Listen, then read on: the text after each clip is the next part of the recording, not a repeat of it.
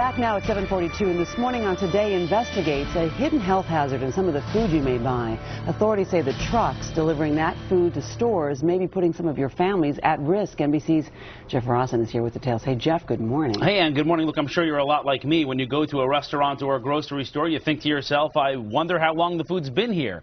Is it still fresh? But who would ever think that food may have been spoiling inside a hot and humid delivery truck on the way to the store before it's even delivered? This morning, our investigation catches unsafe food that could be bound for your dinner table. We're on patrol with the Indiana State Police. We're going to pull over this truck right over here. Yes. No radar gun. Instead, Sergeant Rich Kelly is armed with a food thermometer, checking delivery trucks for unsafe temperatures that can turn the food bad before it even hits store shelves. So all you're hauling today is dry goods, rice. But when police climb into this truck, a surprise: fish products. This is to be refrigerated. It's at 60 degrees right now. I wouldn't consider that refrigerated. How could it be? This truck doesn't even have a refrigeration machine. What did you think to yourself when you got a 60-degree reading on that refrigerated food? Not good. Not good. And we could eat that. Oh, yeah. Somebody's going to end up eating it if we don't get it stopped and checked. The trucking company declined to comment, and that was just our first stop. How big of a problem is this? I would say that it's huge. Soon we find another hot truck. The refrigerator unit's not working. Carrying raw chicken wings, sausages, oysters, and desserts. Inspectors say all held at dangerously high temperatures and all headed to popular restaurants. They have cheesecakes here that are about 69 degrees. The health department is called in. This is also in the 60s. Under state law, this food should be at 41 degrees. Public health officials say anything above that is unacceptable. What can happen to consumers who eat this food? The typical symptoms are like diarrhea, vomiting, fever, cramps, that type of thing. And people can get pretty sick. Sick from bacteria that can multiply in the back of hot trucks, moving ovens, where E. coli and salmonella can breed. How bad have you seen it? I've seen it bad to the point where flies coming out of the back of a trailer, the stench. I mean, it makes you nauseous. Flies in the food. Flies in the food, on the food. Food that could be headed for grocery stores and restaurants near you. Even more outrageous, police say some of these companies do it on purpose. Keep in mind, these refrigeration units cost money to run.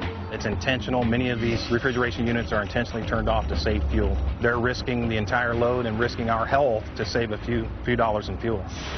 This trucker told police his refrigerator is off because it's broken.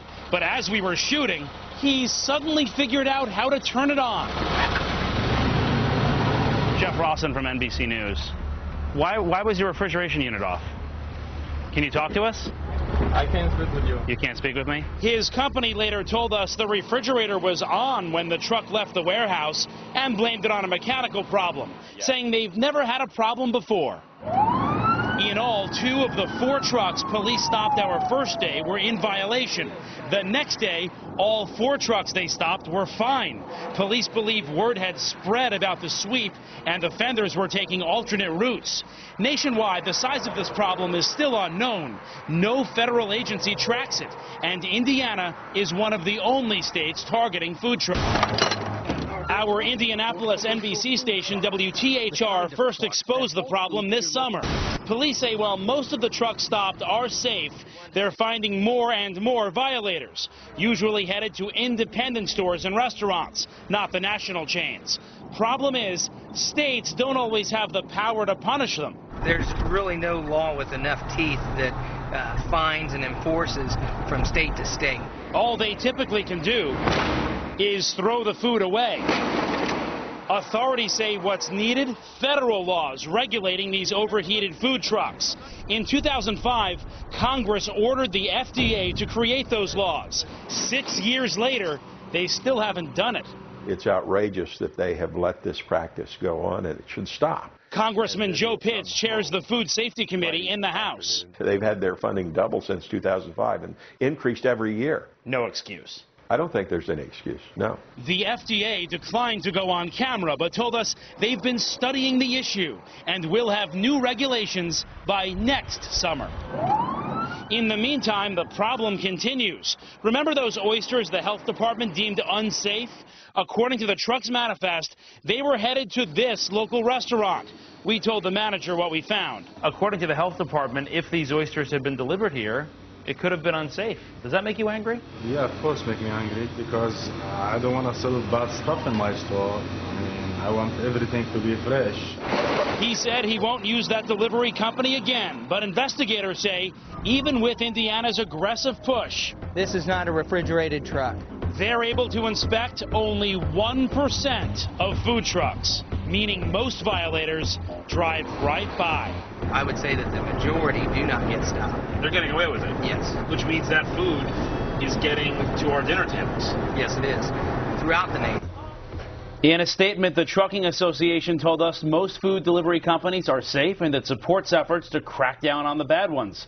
Experts say the best way to protect yourself, just make sure to cook all of your meat all the way through, and that helps to kill much of the bacteria. Not all of it necessarily. And you know, a lot of people are saying, well, why don't the restaurants know the food is spoiled when it gets there? Sometimes it feels cold to the touch, but a few degrees either way can actually make it spoiled and be unsafe. Jeff Rossen encouraging us all to diet today. Thank you so much. Don't use it. All right, coming up just ahead, Matt sits down.